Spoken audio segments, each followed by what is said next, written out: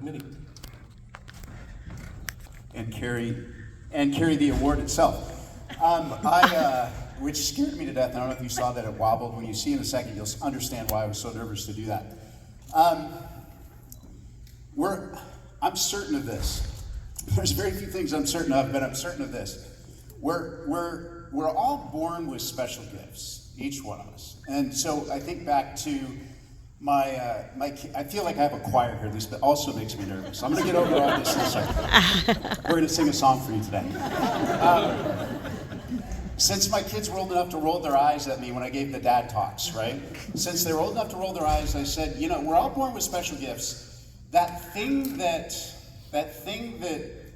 you're fascinated and you're intrigued by, you're willing to devote a lot of your time and a lot of your energy into, that thing that motivates you, that takes you further, that thing that makes you special and unique. Every single one of us has that special gift. Every single one of us has that special gift. And your job as a child, your objective as a child is to figure out what that special gift is.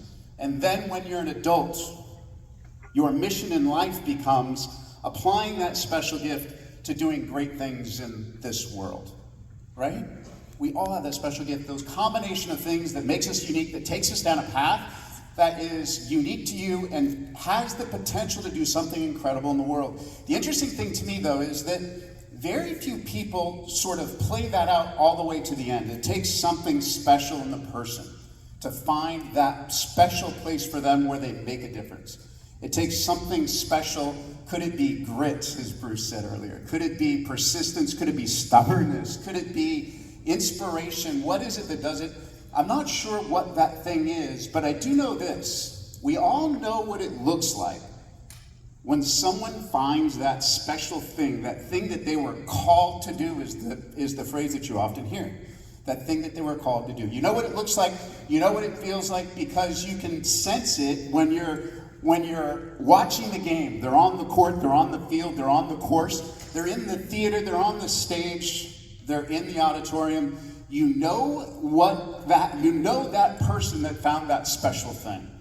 You know that person and you know what they were called to do. Very few people do it. But one thing the thing that we want, and Bruce hinted at this earlier, you know it when you see it. This group of people standing up here on the stage, the executive committee and the entire board of the Economic Development Board at Tacoma-Pierce County sees that in every interaction with Bruce Kendall. Bruce Kendall is a truly amazing leader. You heard Congressman Kilmer say this. You've heard a lot of the presenters today talk about the amazing things that Bruce has done in this community. Bruce found that thing, that calling.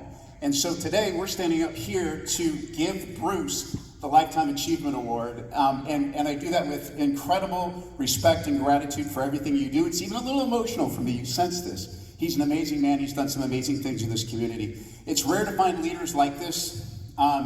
If you watch the TV long enough, you might be disappointed in this country from time to time. You find that in the communities like ours and around this country, everywhere, they don't often get the spotlight. They're not always on TV. They're not always talked about, but they're true, genuine leaders making a difference in communities across the country. Bruce leads with pure positivity. Pure positivity. I asked Bruce Stanmeyer for some comments about Bruce. He is eternally optimistic.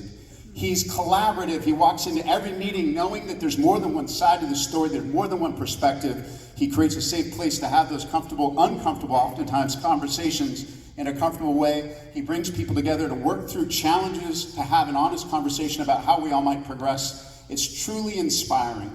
Herb Simon said, Bruce and Sarah are totally committed to this community, totally committed to Pierce County and to the arts and to not just the business development or the business community, but every aspect of this community. He's truly an incredible leader. We have the Museum of Glass commissioned an art piece in honor of Bruce's recognition today. And it's called, the name of it is Cairn 52. Cairn, C-A-I-R-N, which is one of those words that you think you can pronounce until someone hands you a microphone. Did I say it right? Cairn 52. I want to talk about that for a second. Cairns go back to, we think, the Bronze Age, which means I Googled that earlier, but it sounds cool when I say we think it goes back to the Bronze Age.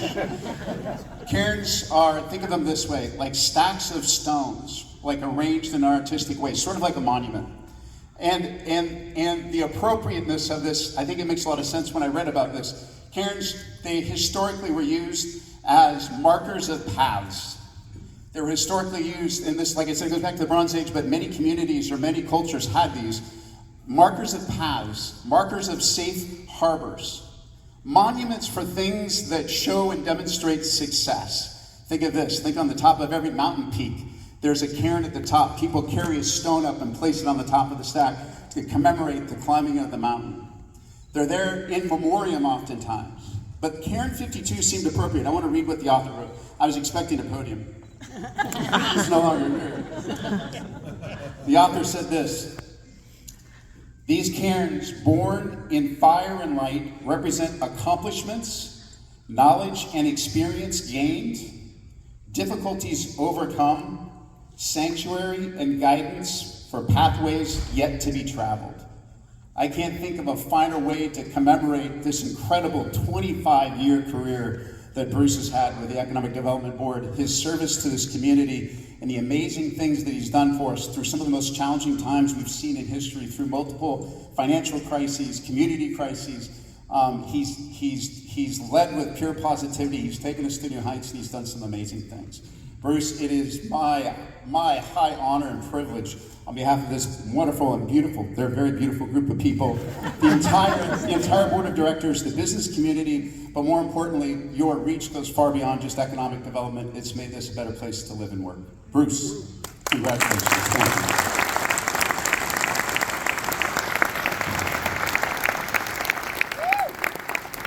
I am.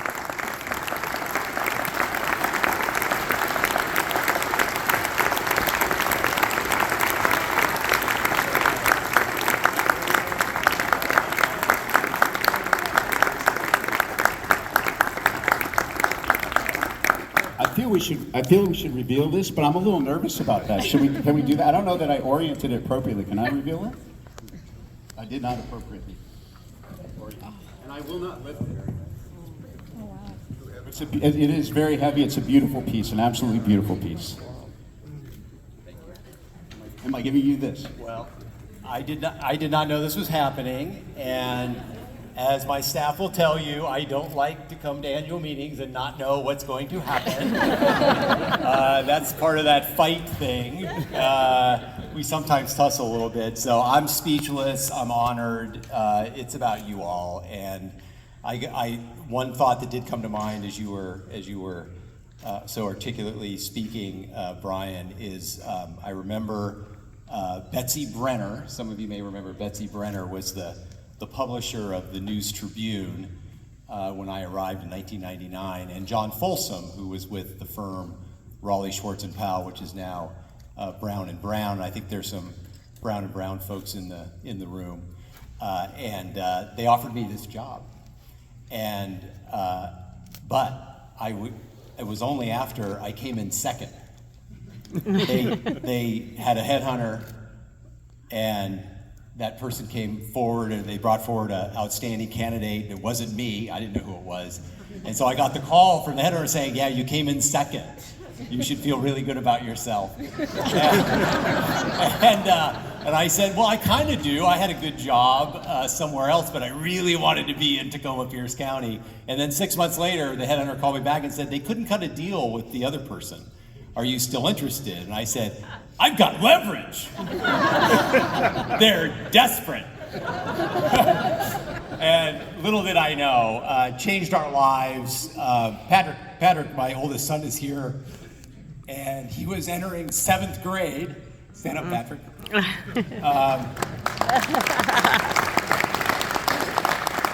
And now he's the proud father of our beautiful granddaughter, who you saw on the screen earlier, who really is pretty good at ballet, by the way, at 4 years old. I am not very good. So anyway, I'm going to give the microphone back because I also love microphones to Brian. So thank you all for being here. I hope we don't go over time. My staff, I'm doing their annual reviews next week, as it turns out, and so they've kept the secret from me, and so they'll be hearing about that in our private conversations. Thank you all very much.